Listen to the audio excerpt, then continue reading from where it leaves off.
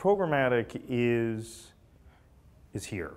It's a reality now, but not everyone realizes it. So we have multiple customers who are licensing our data to inform programmatic decisions. Now, kind of Rentrak's core TV clients are networks and agencies, but we have some agencies that are using this in a programmatic to inform programmatic decisions, as well as we have other clients like Adapt TV that essentially have enabled programmatic decisioning on television. It's difficult to say if television is actually easier relative to digital, but there are different challenges. So one of the potential virtues of television is that there's finite inventory. So even with long-tail television networks, there's still only a certain number of commercials per hour across these all networks.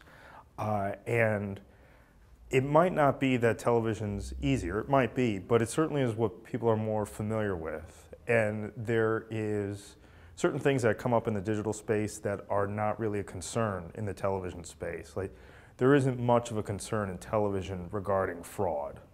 And so I think because everyone grew up with TV, they understand TV, it's easy for them to wrap their heads around its usage, whereas digital, as different nuances of ad delivery come up, and people get concerned as they realize, oh, I didn't realize some of my ads were below the fold, is above the fold. So there's just TV is just maybe more intuitive because people have grown up with it. I think the biggest challenge for digital to kind of be sort of viewed similarly to TV really is the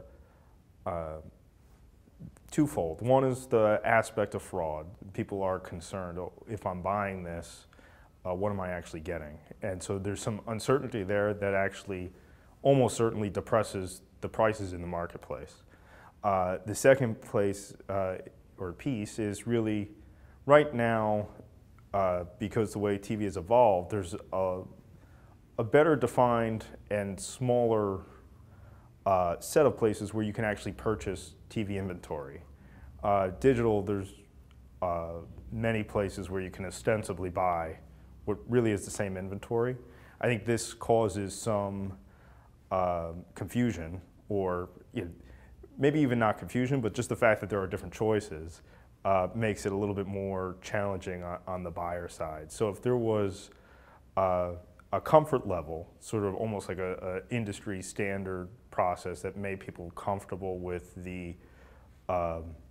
that the prospect of fraud is in check, and then also something sort of a little bit more ubiquitous.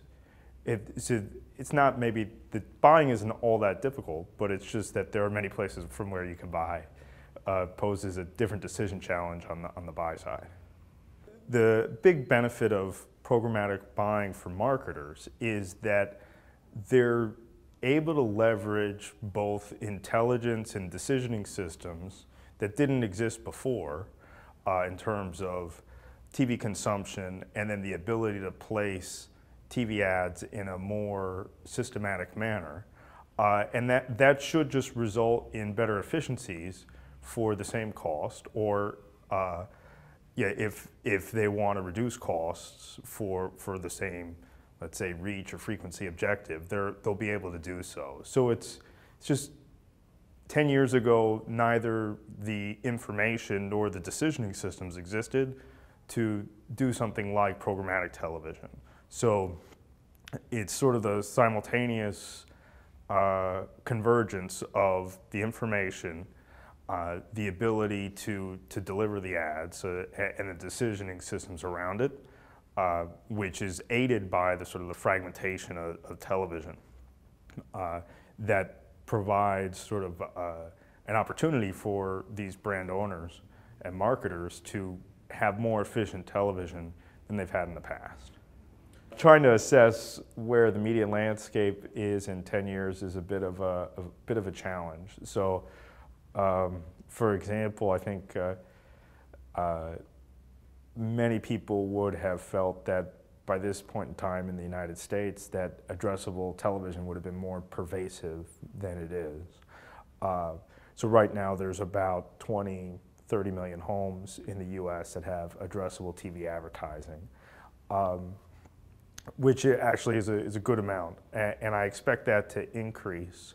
But one of the things that will serve sort of as inertia on the current model is for the current inventory owners, they're not inclined to embrace new models if they feel that it won't monetize their inventory at the same or better rate that it currently does. So there's no reason for large networks that are making good money on their ad inventory now to migrate to a new system or to embrace the migration.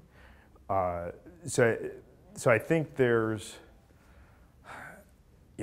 it's difficult to say how that dynamic will play out over the next 10 years, but I think there will be a lot of resistance to certain changes until there's maybe more of a comfort level of, if we have more of a equitable inventory buying environment, how that impacts all the current inventory stakeholders.